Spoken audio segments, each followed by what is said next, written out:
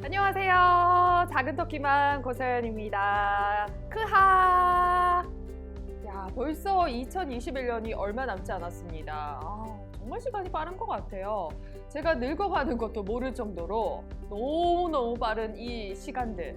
하지만 우리 아이들은 예쁘게 크고 있고 바르게 잘 자라고 있지 않을까라는 생각을 조금 조심스럽게 해봅니다. 자, 드디어 이제 민재가 내년에 어린이집을 간다라고 해서 오늘 아침에 제가 상담을 좀 다녀왔어요.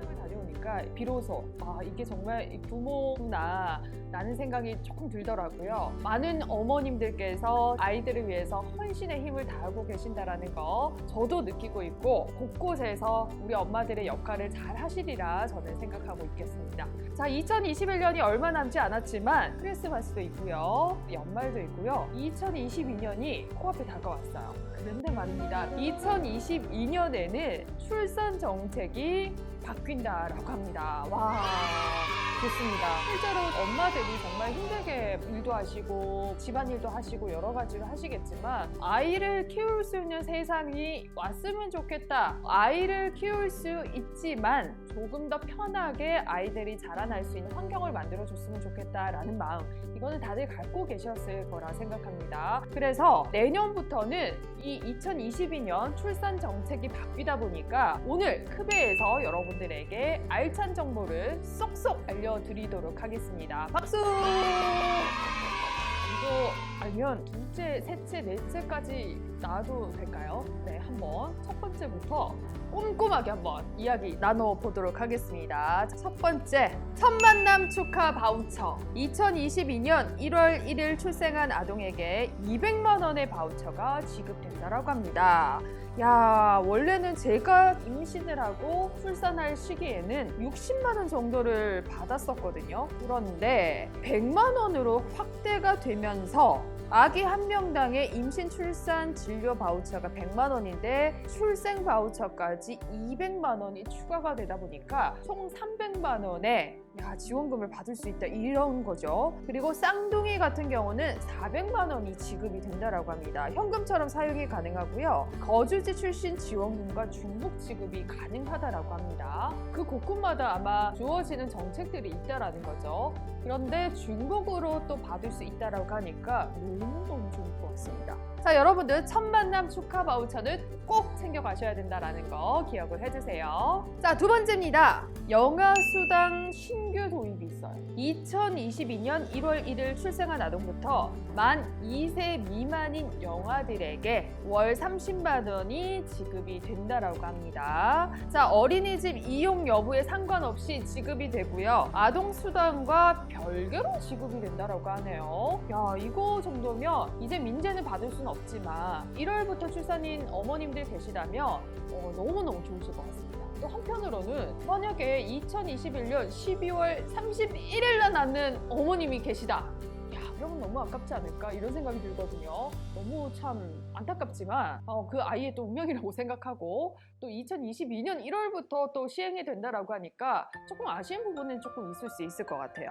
자, 이렇게 해서 세 번째, 아동수당 지원이 확대가 됩니다. 자, 2021년 지급 연령이 만 7세였거든요. 그런데 2022년부터는 만 8세, 그러니까 95개월까지로 확대가 되다 보니까 거의 그러면 초등학교 2학년까지는 받을 수 있다라는 뜻이 아닐까라는 생각이 들거든요. 아동수당이 이제 확대가 되다 보니까 어려운 환경이라던가 아니면 조금 진짜 필요한 곳에다가 알차게 쓸 수 있는 돈이 생기다 보니 아이를 좀 키우기 좀 더 편한 세상으로 바뀌는 것이 아닐까라는 생각이 들거든요. 네 번째입니다. 네 번째, 다자녀 지원 확대가 있다라고 합니다. 세 자녀 이상, 특히 이게 기준은 중위 200% 이하라고 적혀져 있고요. 가구의 셋째 자녀부터 등록금이 전액 지원된다라고 합니다. 자, 다자녀 가구 전용 통합 공공 임대주택이 공급이 되고요. 임대주택 거주 중 다자녀가 된 경우에는 넓은 평수를 이주할 수 있는 우선권을 부여를 한다라고 해요. 이렇게 되면 이제 학교 보내기에는 수월해지는, 왜냐하면 제가 또 일남 이녀의 둘째거든요. 정말 그 서럽다는 둘째, 독한 둘째, 세상 다 헤쳐가는 그 둘째인데 등록금에 있어서 사실 저희 부모님께서도 고민하셨던 부분들도 있을 수 있다라는 생각이 지금 듭니다. 그런데 그런 부분까지 셋째인 어머님, 아버님들께서는 나중에 고민 없이 아이를 학교에 보낼 수 있다라고 하니까 너무너무 좋을 것 같네요. 자, 마지막에 제일 중요합니다. 바로 임신, 출산, 진료비 지원이 확대된다라고 합니다. 자, 2021년 올해예요. 임신 1회당 60만 원을 사실 받을 수 있었는데 다태아일 때는 100만 원이었거든요. 그런데 내년부터는 임신 1회당 100만 원으로 확대가 되고 다태아일 때도 140만 원으로 확대된다고 합니다. 야, 다태아면 200만 원 줘야 되는 거 아닌가요? 조금 이런 부분 아쉽네요. 자, 이게 원래는 저 때도 그랬거든요. 제가 2019년도에 아이를 낳다 보니까 1년 동안만 이 돈을 사용을 할 수가 있었는데 이제는 이 기간으로는 여유롭게, 시간상으로는 좀 더 여유롭게 2년 동안 여러분들께서 이 돈을 다 쓰시면 될 것 같고요. 임신, 출산 관련 의료비만 가능했었는데 이제는 모든 의료비가 무조건적으로 이 지원금을 쓸 수 있다고 합니다. 그러면 뭐 예방접종이라던가 또 돈이 들어가는 그런 주사가 있거든요. 그런 것들을 좀 사용하시면 너무너무 좋을 거라는 생각이 듭니다. 어이구, 이거 팁이 또 있어요. 2022년 이후 출산 예정인 임산부의 경우에는 2022년 이후의 바우처를 신청해야지 적용이 가능하다 보니까 발급 후에 취소가 안 되거든요. 그래서 이런 것들 꼭 잘 알아보셔야 될 것 같고요.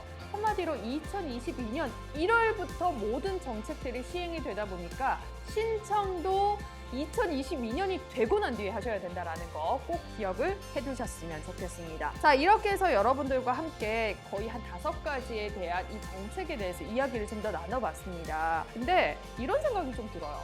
과연 임산부들한테 물론 도움이 되는 건 맞지만 이 돈을 받기 위해서 출산을 한다라는 게 임산부들의 또 여성들의 마음을 좀 움직일 수 있을까? 이런 거에 대한 생각이 좀 듭니다. 그래서 저는 또 개인적인 생각은 사랑하는 사람을 만나서 가정을 이끌고 여기에서 정말 아이를 가지고 싶다, 아이를 낳고 싶다, 뭔가 이 아이에 대한 나의 부모로서의 역할을 좀 더 하고 싶다라고 생각하시는 분들은 돈과 상관없이 마음부터가 번져야 되지 않을까라는 생각이 듭니다. 확실한 건요, 아이를 낳아서 들러보니까 제가 항상 말씀드리는 게 있잖아요. 미스와 미시즌은 다르다. 미혼과 기혼은 다르다 라는 생각 정말 많이 들거든요. 조금 더 여유로워지고 베풀 수 있는 마음이 훨씬 더 커지는 것 같아요. 그래서 돈도 중요합니다, 물론. 하지만 이것 때문에 무조건 아이를 낳아야겠다, 낳지 말아야겠다 이게 아니라 정말 내가 마음속으로 아이를 가져야겠다, 낳고 싶다, 잘 길러서 사회에 잘 내보내고 싶다라는 마음이 가장 중요한 거기 때문에 그 마음부터가 여러분들께서